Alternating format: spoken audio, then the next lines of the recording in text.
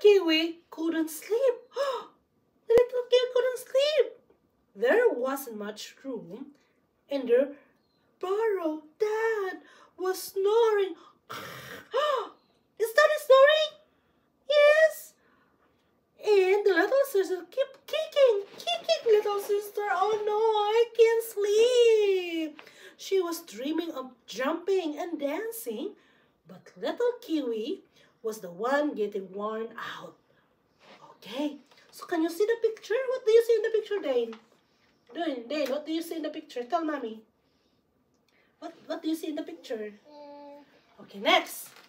Okay, listen to the bird, Daniel. Okay, look at the picture now. Oh no, enough. He cried at last. I need to sleep. Oh no, I'm going to make the nest in the forest where I can by myself. And off he went. Oh, you see that one? You see in the forest, eh? What did you see in the picture? What do you see in the picture, Kuya? Yeah. Okay. He walked until he came to the glen.